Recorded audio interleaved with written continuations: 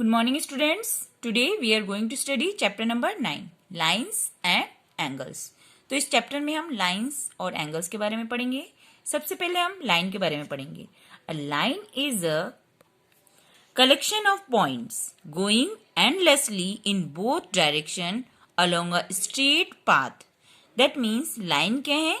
Points का collection है जो कि दोनों ही तरफ एंडलेसली जा सकता है और एक स्ट्रेट पाथ में रहता है.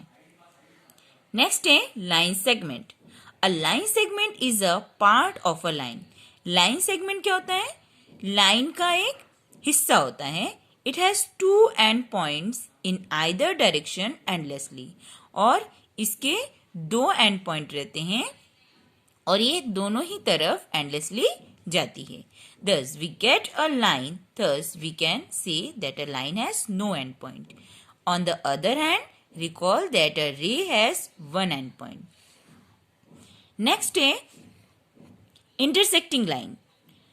Two lines PQ and RS intersect at a point O.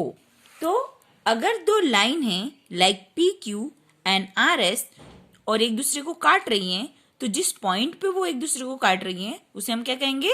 O. O is a point present in both the line segment PQ and RS and is also called the point of intersection. तो हम इसे क्या कहेंगे? Point of intersection of the two lines PQ and RS. This intersection of two lines gives rise to the four angle. और इस intersection की वजह से चार एंगल बनते हैं. कौन कौन से एंगल हैं? Angle SOQ. सो कौन सा एंगल SOQ? SOQ पहला एंगल है. नेक्स्ट है SOP. सो SOP. देन है POR. सो कहाँ है? POR. नेक्स्ट है ROQ. सो ROQ. तो दो लाइन जब आपस में एक दूसरे को इंटरसेक्ट करते हैं तो चार एंगल्स फॉर्म होते हैं इस तरीके के, और जिस बिंदु पे वो एक दूसरे को काटती हैं उसको इंटरसेक्शन पॉइंट कहते हैं. नेक्स्ट है angles. When two line segment और two rays have a common end point. जब दो लाइन सेगमेंट या फिर दो रेज का एक कॉमन एंड पॉइंट रहता है, इसे हम क्या कहते हैं? तो क्या बनता है? वो एक एंगल बनता है. The two line segment forming an angle are called the arm of the angle.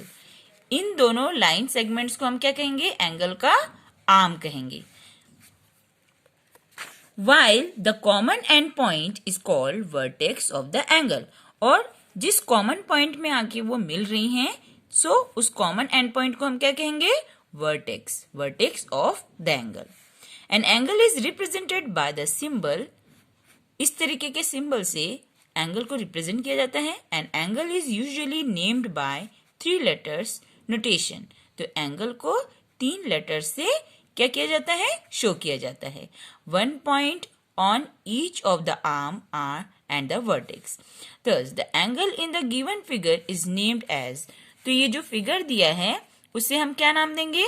अगर इस पॉइंट को हम वर्टेक्स को अगर हम O बोले तो सो क्या हो जाएगा? पहला एंगल का नाम हम क्या दे सकते हैं? AOB भी दे सकते हैं, या फिर BOA भी दे सकते हैं, या फिर एंगल O भी कह सकते हैं. अब हम पढ़ेंगे टाइप्स ऑफ एंगल्स. सो पहला टाइप क्या है एंगल का? Acute angles. So acute angle क्या है? An angle whose magnitude is more than 0 degree but less than 90 degree is called an acute angle. तो वो एंगल आपने अपने प्रोटेक्टर में देखा ही होगा. प्रोटेक्टर में मार्क किया हुआ रहता है एंगल. सो जो एंगल 0 डिग्री से बड़ा बट 90 डिग्री से छोटा होता है, लाइक 20 डिग्री, 70 डिग्री, 65 डिग्री, ये सब क्या कहलाएंगे? Acute angle. नेक्स्ट है obtuse angle. An angle whose magnitude is more than 90 degree. वो एंगल जिसका मैग्नीट्यूड 90 डिग्री से ज्यादा हो but less than 180 degree. So वो क्या कहलाएगा? मतलब ये 90 डिग्री का होगा, बिल्कुल स्ट्रेट. सो 90 डिग्री से ज्यादा बट 180 डिग्री से कम, तो यहां से यहां तक का जो मेजरमेंट है लाइक 123 एंगल, ये क्या है? Obtuse angle. नेक्स्ट है right angle. An angle whose measure is exactly 90 degree is called right angle. वो एंगल जो एग्जैक्ट 90 डिग्री का है उसे हम राइट एंगल कहते हैं। नेक्स्ट है adjacent angles. When two angles lie on opposite direction, जब दो एंगल एक दूसरे के ऑपोजिट डायरेक्शन में हो ऑफ अ कॉमन आर्म, और दोनों का एक आर्म कॉमन हो, and have a common vertex, और साथ ही साथ दोनों का वर्टेक्स भी कॉमन हो, they are known as adjacent angle. So हम ऐसे एंगल्स को क्या कहेंगे? एडजेसेंट एंगल्स कहेंगे। एंगल AOB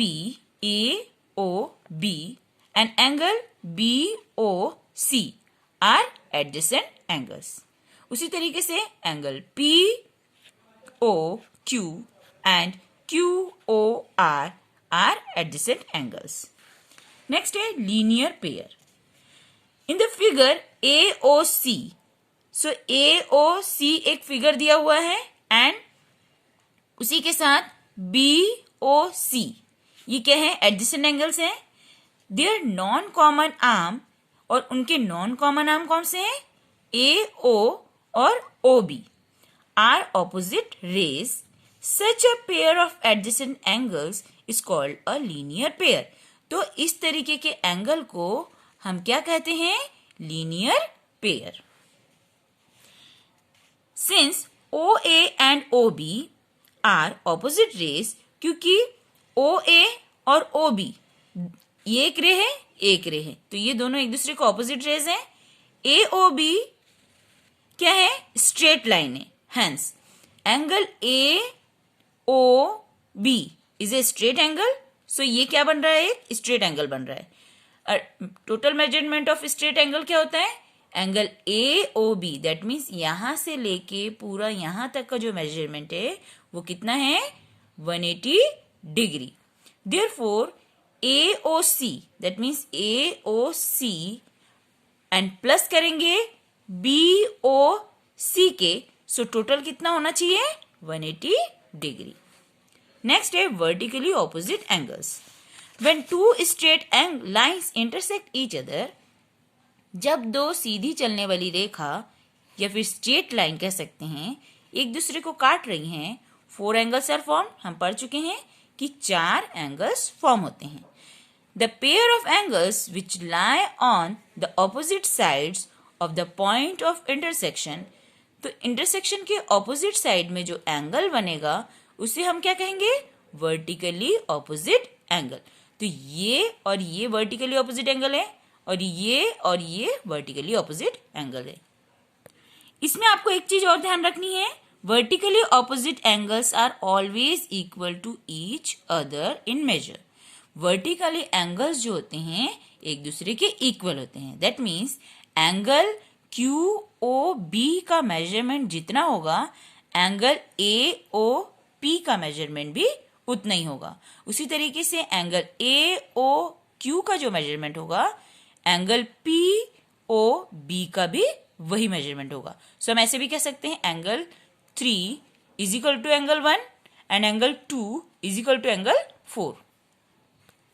तो अभी मैंने आपको जितने भी डेफिनेशंस बताए हैं इन सबको आपको अपनी कॉपी में लिखना है, लर्न करना है, और साथ ही साथ लाइंस और जो भी एंगल दिए गए हैं उनको अपनी कॉपी में ड्रॉ करना है और इनके डेफिनेशंस को लर्न भी करना है।